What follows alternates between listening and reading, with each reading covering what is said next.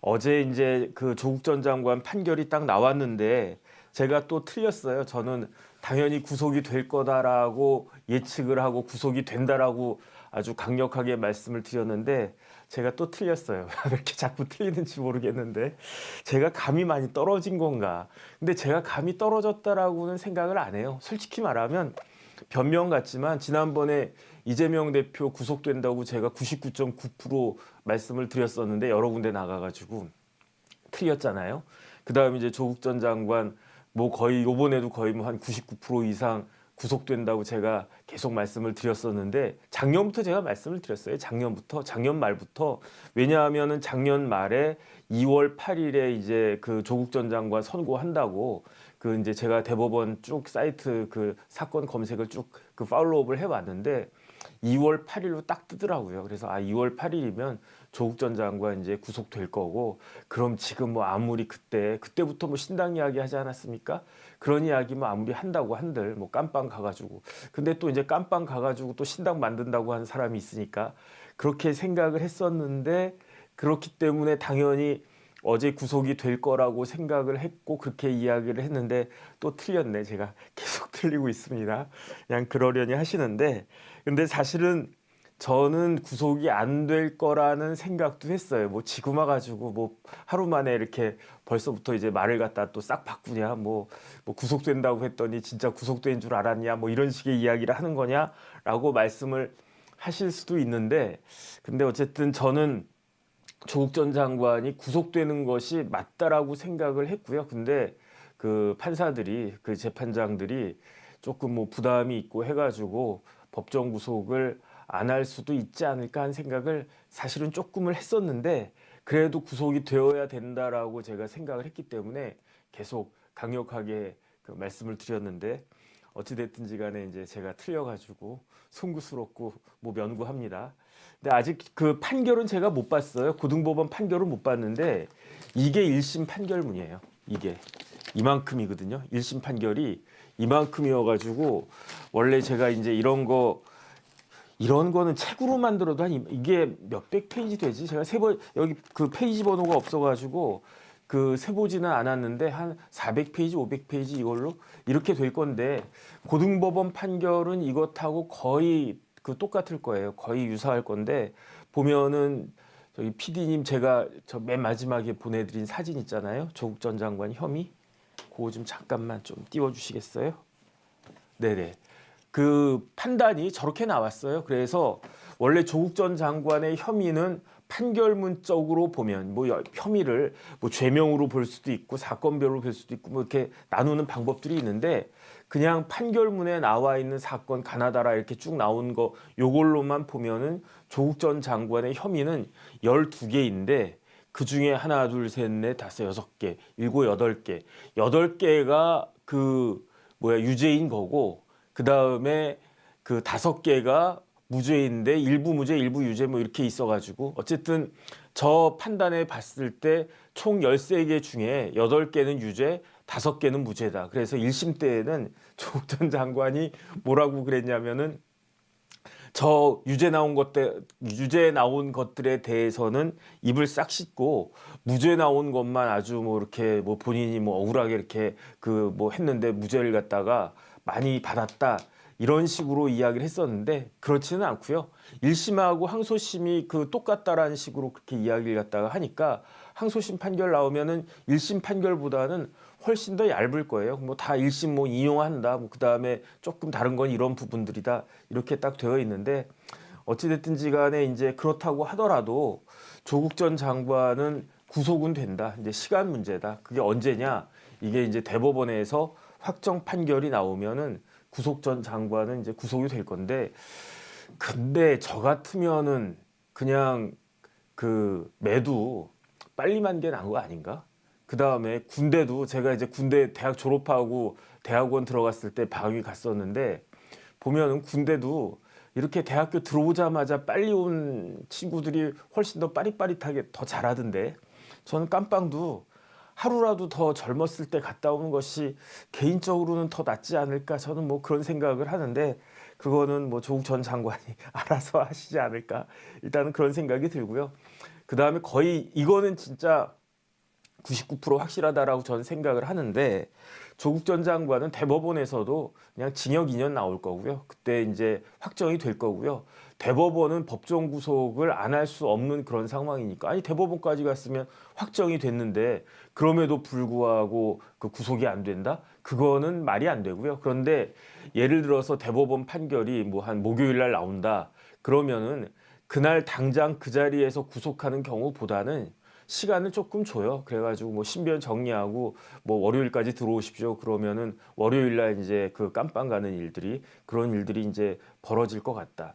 그러면은 언제쯤 조국 전 장관이 구속이 될까요? 그거는 대법원에서 재판을 얼마나 빨리 하느냐에 따라 달려 있는데 이게 민사재판은 심리불속행위라고 하는 게 있어가지고 1심, 2심 뭐 이렇게 졌을 때는 대법원에서 그 금방 뭐 한 3개월 이내로 판결이 나오는 경우가 굉장히 많은데 그 형사재판은 심리불속행위라고 하는 게 없어요. 그렇기 때문에 어찌됐든지 간에 민사보다는 그 시간이 더 걸릴 거고 그 다음에 이제 구속사건 같은 경우에는 대법원에서 재판을 빨리빨리 진행하는데 이건 어쨌든 불구속 아니겠습니까? 실형을 선고했어도 그 불구속을 갖다 불구속 상태를 유지하는 거기 때문에 시간이 조금 더 걸릴 거예요. 그래서 가장 유사한 케이스가 최근에 언제 있었는가?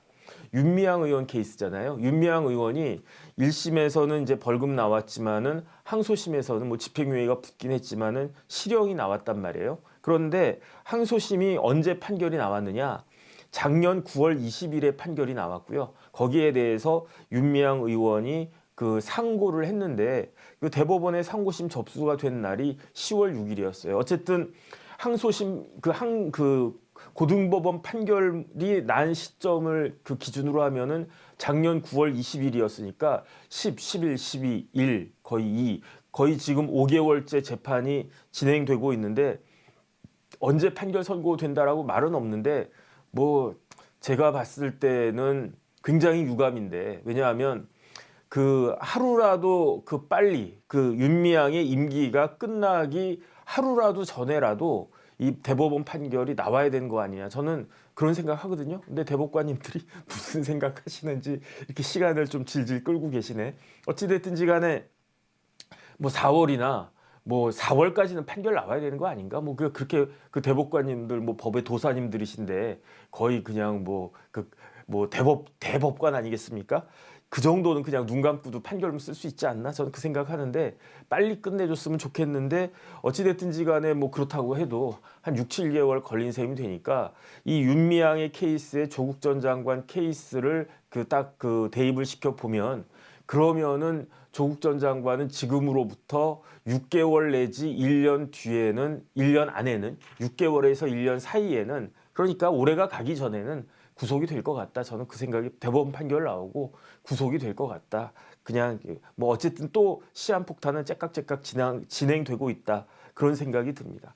왜냐하면 제가 어제 말씀을 잘못 드렸는데요.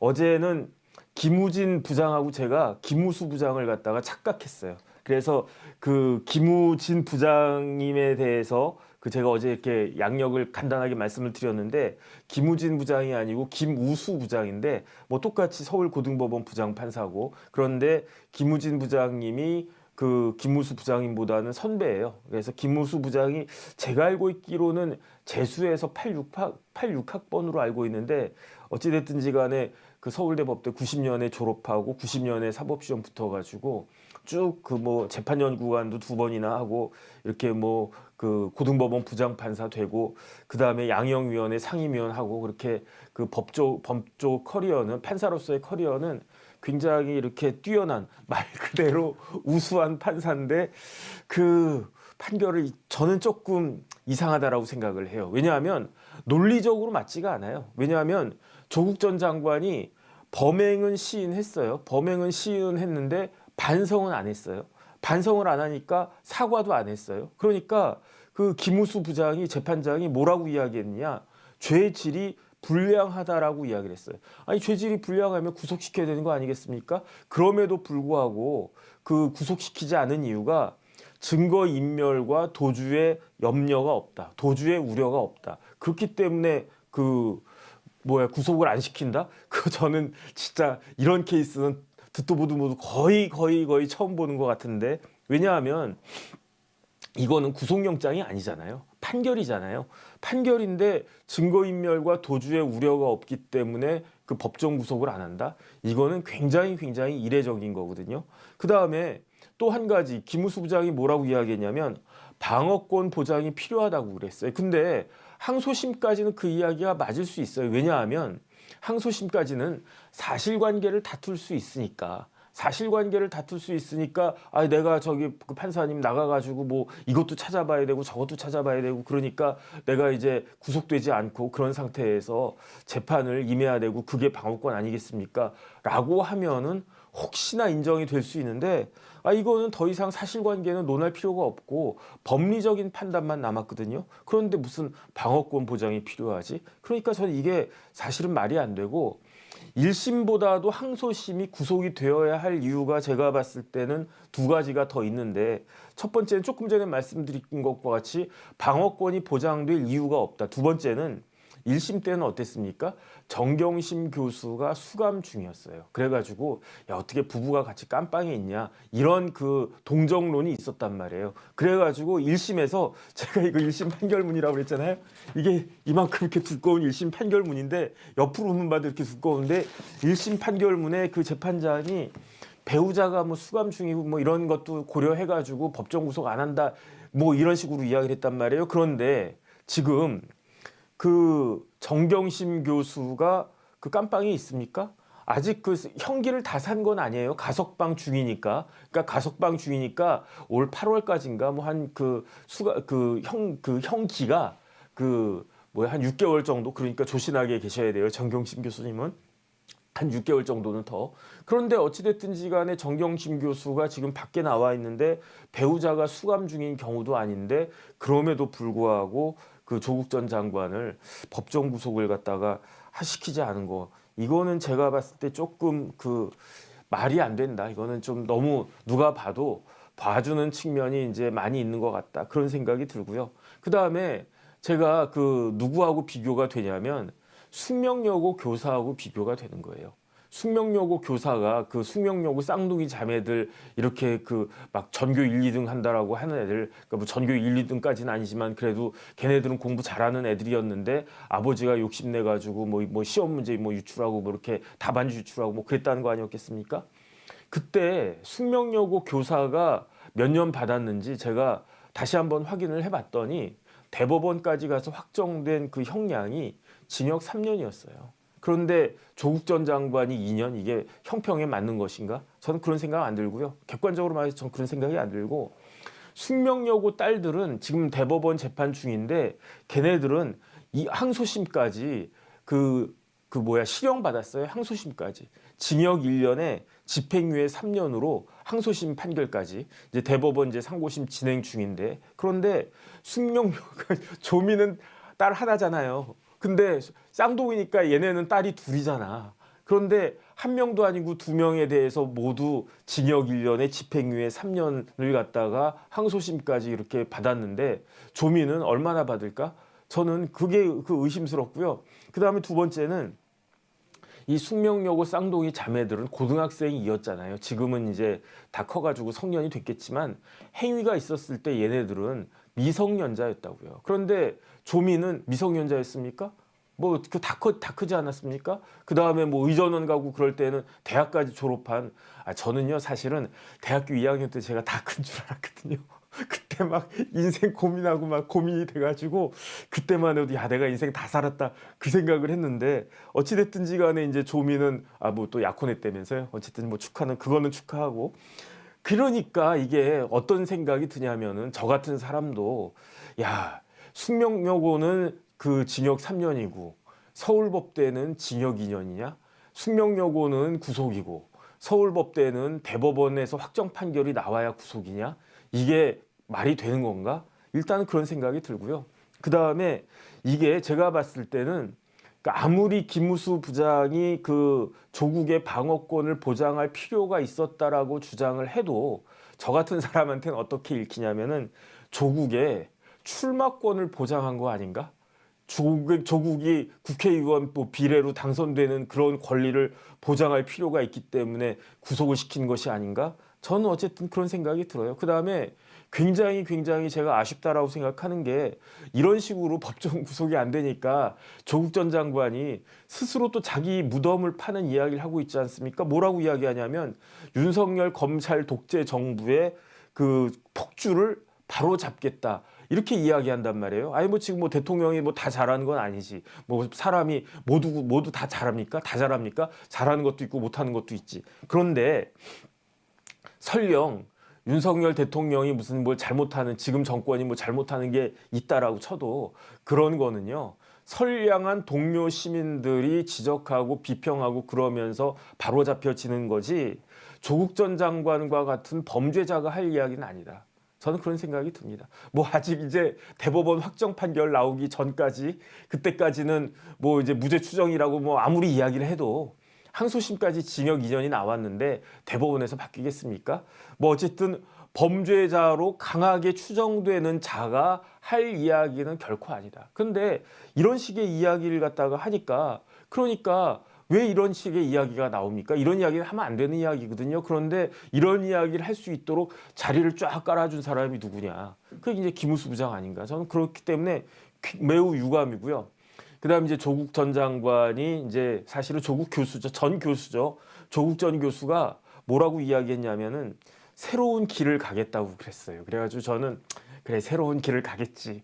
무슨 길을 갈까? 학자로서의 길이 아니고 작가로서의 길을 가겠지. 그래서 조 작가의 길을 가겠구나. 그러면서 사실은 제가 조국 전 장관 논문 읽어본 게 없어요. 제가 이제 뭐 사법시험 공부하고 이제 또 변호사하고 뭐 그럴 때 이런저런 교수님들 뭐 논문이나 뭐나 이런 걸 갖다 찾아가지고 그 실무에 활용하고 그러는데 조국 전 교수의 논문을 읽어본 적이 없어요. 그 다음에 그 책은 한두 권 샀지. 뭐 조국의 시간 이런 거는 방송을 갖다가 해야 될 준비를 갖다가 해야 되니까 아니 그래도 제가 나름 패널인데 그런 정도는 좀 보고 가야 되지 않겠습니까? 하는 생각이 있어가지고 봤는데 그게 뭐 조국의 시간 이런 게 무슨 논문입니까? 그게 학술서적입니까? 아니지.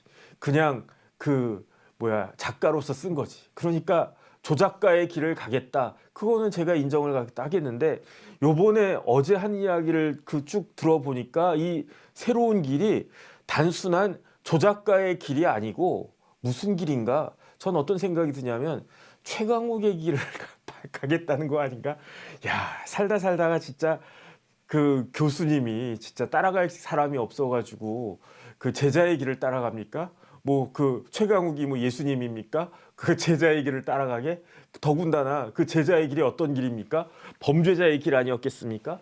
그런데 만약에 이번에 저는 진짜로 개인적으로 조국 전 장관이 그 조국 작가가 이런 식의 그 출마를 안 했으면 좋겠다라고 생각을 하고 출마를 하더라도 당선이 되면 안 된다라고 생각을 하는데 그런데 만약에 출마하고 당선되면 누구의 길을 따라가는 것이냐 최강욱의 길을 따라가는 것이다. 왜냐 최강욱의 길은 어떤 겁니까? 그 기소가 된 상태에서 출마해가지고 그 다음에 이제 어떻게 됐습니까?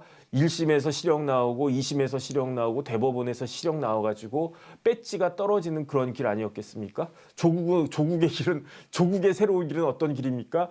그거는 뭐 그 기소도 아니고 1심도 아니고 항소심 판결에서 실형이 나왔는데 그때 이제 그럼에도 불구하고 빠득빠득 출마를 해가지고 어떻게 될 겁니까? 6개월에서 1년 사이에 대법원에서 실형이 나오면 배지가 또 떨어지는 당선되고 또 배지가 떨어지는 최강욱의 길을 그대로 따라하는 거 아닌가? 저는 참 황당하다 그런 생각이 들고요.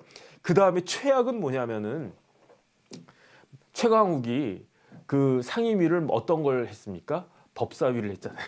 조국 전 장관이 나 이래봬도 버클리에서 SJD 따고 나 이래봬도 서울대 법대 교수도 하고 나 이래봬도 법무부 장관도 잠깐 하고 민정수석도 했던 사람이야. 그러니까 내가 갈 상임위는 어디다? 법사위다.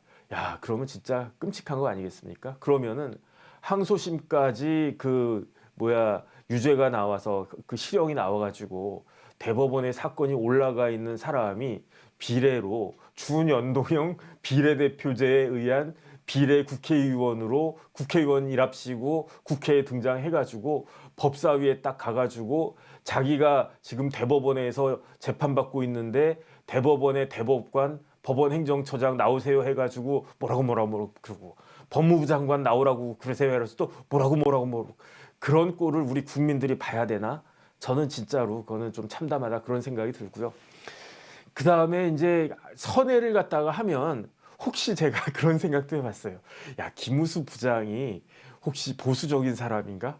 그래가지고 나름대로 이렇게 정치적인 뭐 그런 생각을 해가지고 이재희 해가지고 왜냐하면 조국신당 만들면 이게 그 뭐 이제 그 이재명 대표와 조국 전 장관을 지지하는 뭐 개딸이나 이런 분들한테는 아주 그냥 막 환호성 지를 그런 일이지만 조국신당이 만들어지면 상식이 있는 중도층 입장에선 고개 설레 조국의 강이 또 그 조금 말라가는 듯 했더니 이제 조국의 강이 더 넓어지고 더 깊어졌구나라고 하면서 오히려 야당에게 훨씬 더 그 안 좋은 악영향을 사이드 이펙트를 주는 거 아닐까라고 생각을 하면서 김우수 부장이 아 그러면 조국 한번 풀어줘 볼까 이런 거 아닐까 이게 바로 이재희 수법인가 저는 혹시나 하는 그런 생각도 그렇게 해가지고 조국을 풀어줌으로써 우리 조국 대한민국을 살려야 된다라고 생각한 것이 아닌가라고도 생각이 들어요. 왜냐하면 판사님인데 더군다나 판사를 이제 그 김우수 부장이 그 저보다 사법시험을 8년 먼저 붙었어요. 그 다음에 법조 경력한 지가 그러니까 90년에 사법시험 붙었으니까 거의 뭐 30년 넘게 이제 법조인 생활한 거 아니겠습니까? 판사가 그 군법무관 갔다 와가지고 판사가 된 게 96년이니까 판사만 근 30년 가까이 하신 분이니까 아무래도 저 같은 듣보잡 변호사보다야 생각이며 뭐며 이런 게 통찰력이며 이런 게 훨씬 더 깊겠지. 그러니까 내가 생각하는 것처럼 뭐 그걸 뛰어넘어 가지고 우리나라를 위해서 우리 조국을 위해서 우리 조국 대한민국을 위해서 조국 전 장관을 풀어주는 게 낫겠다라고 생각을 혹시 했나? 라는 생각도 제가 잠깐 해봤는데 뭐 모르겠어요. 김우수 부장이 어떤 의미로 조국 전 장관 석방을 했는지. 그런데 아무리 그런 깊은 뜻이 있다고 하더라도 법관이면 법관대로 그냥 좌고우면하지 않고 정정당당하게 이렇게 정당한 판결을 내리는 것이 더 맞지 않았을까 일단은 그런 생각이 들어가지고 굉장히 저 개인적으로는 아쉬웠다 뭐 그런 생각이 들고 그 다음에 이후에 조국 전 장관이 또 어떤 일들을 갖다가 할 것인가 아유 이제